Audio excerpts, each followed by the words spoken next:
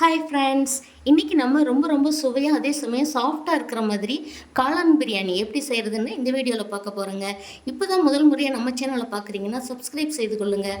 காளான் பிரியாணி செய்கிறதுக்காக குக்கர் வச்சு குக்கர் காஞ்சிருக்குங்க. இப்போ இதில் ஒரு 2 ஸ்பூன் அளவுக்கு எண்ணெய் விட்டுக்கலாம். இதில் 1 ஸ்பூன் அளவுக்கு நான் நெய் சேர்த்துக்கிறேன். இது ஆப்ஷனல் தான், வேணும்னா சேர்த்துக்கலாம், இல்லைன்னா ஆயிலே கூட போதுன்னா இன்னும் கொஞ்சம் சேர்த்து விட்டுக்கலாம். எண்ணெய் காஞ்சிருச்சிங்க. இப்போ இதுக்கு நான் பெரிய வெங்காயம் ஒரு பாதி வெங்காயம் கட் பண்ணி வச்சுருக்கேன். மீதி பாதியை தயிர் பச்சடிக்காக எடுத்துக்கிட்டேன்.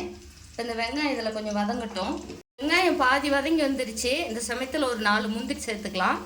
இதுவும் நம்ம விருப்பம்தாங்க, வேணும்னா சேர்த்துக்கலாம். இது கொஞ்சம் கலந்து விட்டுக்கலாம். வெங்காயம் இன்னும் ஒரு நிமிஷம் வதங்கட்டும். வெங்காயம் நல்லா வதங்கி வந்தால் தான் நமக்கு இந்த பிரியாணி ஐட்டம் எல்லாத்துக்குமே வெங்காயம் நல்லா வதங்கி வரணும். அப்போ தான் நமக்கு பிரியாணி ரொம்ப சுவையாக இருக்கும். கொஞ்ச நேரம் வதங்கட்டும். வெங்காயம் பாருங்கள், இந்த அளவுக்கு கலர் மாதிரி வந்திருக்கு. இந்த சமயத்துக்கு நம்ம தக்காளி சேர்த்துக்கலாம். இதுக்கு நான் சின்னதாக 2 தக்காளி கட் பண்ணி வச்சுருக்கேங்க. பெரிய தக்காளியாக இருந்தால் 1 சேர்த்துனா போதும். 2 தக்காளி சேர்த்து நல்லா கலந்து விட்டுக்கலாம். கொஞ்ச நேரம் வதங்கட்டும். தக்காளி நல்லா மசிய வெந்து வந்துருச்சு பாருங்கள். இந்த சமயத்துக்கு நம்ம இதுக்கு இஞ்சி பூண்டு விழுது சேர்த்துக்கலாம். 1/4 ஸ்பூன் சேர்த்துறேன். இது காரத்துக்கு ஒரு பச்சை மிளகாய் சேர்த்துறேன். இது நல்லா கலந்து விட்டுக்கலாம். இந்த இஞ்சி பூண்டோட பச்சை வாசம் போகிற அளவுக்கு கொஞ்சம் வதக்கிக்கலாம். இப்போ இதுக்கு மசாலா பொடியெலாம் சேர்த்துக்கலாங்க. 1 ஸ்பூன் அளவுக்கு கொத்தமல்லி தூள் சேர்த்துறேன். 1/2 ஸ்பூனுக்கு கரம் மசாலா, சில்லி பவுடர் காரத்துக்கு ஏற்ற மாதிரி நான் ஒரு 1/4 ஸ்பூனுக்கு சேர்த்துறேன். நீங்கள் அதிகம் வேணால் சேர்த்துக்கலாம். இதை நல்லா கலந்து விட்டுக்கலாம். இந்த இஞ்சி பூண்டோட பச்சை வாசம்லாம் போயிடுச்சிங்க. இந்த மசாலா எல்லாம் நல்லா கலந்து வந்திருக்கு.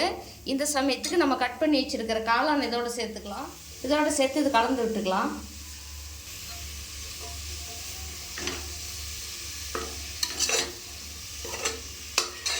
நம்ம இது காளான் க்ளீன் பண்ணும்போது நம்ம வெதுவெதுப்பான சுடு தண்ணி வச்சு அலசி எடுத்துட்டு திரும்ப நார்மல் வாட்டரில் கொஞ்சம் அலசி எடுத்துக்கிட்டு கட் பண்ணி எடுத்துக்கிட்டு நம்ம உடனே சமைக்கிற மாதிரி அந்த மாதிரி இதை கட் பண்ணி எடுத்துக்கணும். இது கொஞ்சம் அதிக நேரம் கட் பண்ணி வச்சிட்டோம்னாலும் நமக்கு கொஞ்சம் கலர் மாறுறதுக்கு வாய்ப்பு இருக்குது.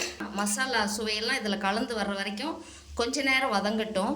நான் இதுக்கு வீட்லேயே பிரியாணி மசாலா அரைச்சி வச்சுருக்கேங்க. அது ஒரு 1/2 ஸ்பூன் சேர்த்துக்கலாம். இந்த பிரியாணி மசாலா சேர்த்துல அப்படின்னா நம்ம லவங்கம், பட்டை, ஒரு ஏலக்காய், பிரிஞ்சி இலை, ஸ்டாரு இதெல்லாம் சேர்த்துக்கலாம். நான் வீட்லேயே பிரியாணி மசாலா அரைச்சி வச்சுருக்கிறதுனால நான் அதையும் சேர்த்துக்கிறேன். இப்போ நல்லா கலந்து விட்டுக்கலாம். இது கொஞ்சம் நேரம் அப்படி வதங்கட்டும். நமக்கு காளான் போட்டோட்டி பாருங்கள், கொஞ்சம் தண்ணி விட்டு வருது. இந்த தண்ணியெல்லாம் கொஞ்சம் ட்ரை ஆகிற அளவுக்கு நல்லா வதங்கி வரட்டும். நான் இதுக்கு ஒரு கைப்பிடி அளவுக்கு நான் சுத்தம் பண்ணி வச்சுருக்கேங்க. இது இதோட சேர்த்துக்கலாம். நல்லா கலந்து விட்டுக்கலாம்.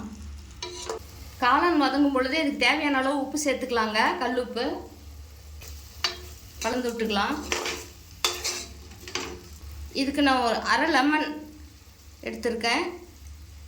இந்த சாறு இதில் புழிஞ்சு விட்டுக்கலாம்.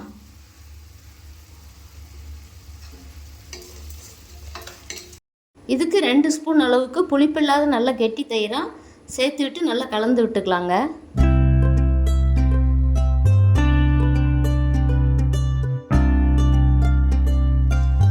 நமக்கு மசாலா காளான் எல்லாம் நல்லா வதங்கி வந்துருச்சுங்க. இந்த சமயத்துக்கு நம்ம இதில் 1 கப் அரிசி எடுத்திருக்கேன். இது இதோடு சேர்த்துக்கலாம். சேர்த்து அரிசி உடையாத அளவுக்கு நம்ம இந்த மசாலா ரைஸ் எல்லாம் கலந்து விட்டுக்கலாம்.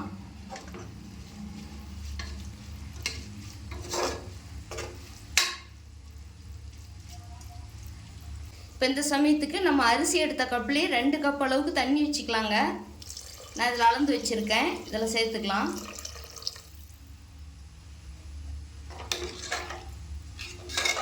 நம்ம இந்த டைமுக்கு உப்பு சரியாக இருக்கான்னு பார்த்துக்கலாம்.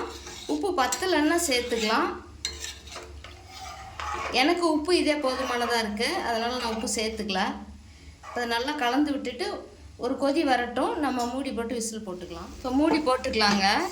மூடி போட்டு விசில் போட்டுக்கலாம்.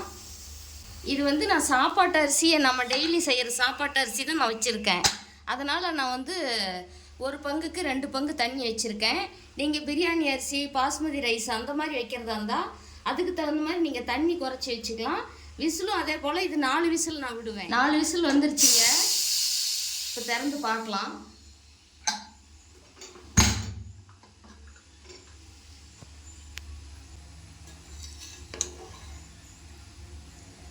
சாப்பாடு சூப்பராக வந்திருக்குங்க.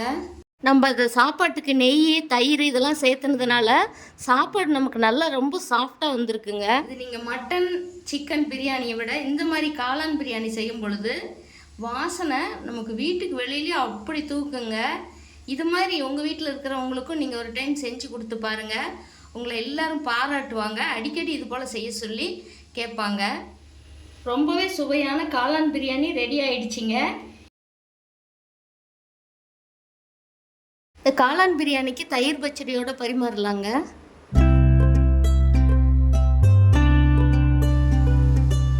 இதே போலவே காளான் பிரியாணி ஒரு டைம் செஞ்சு பாருங்கள். செஞ்சு பார்த்துட்டு உங்களுடைய கருத்துக்களை கமெண்ட் பாக்ஸில் சொல்லுங்கள். இந்த வீடியோ பிடிச்சிருந்தால் லைக் பண்ணி ஷேர் பண்ணுங்கள், சப்ஸ்கிரைப் பண்ணுங்கள். தேங்க்யூ.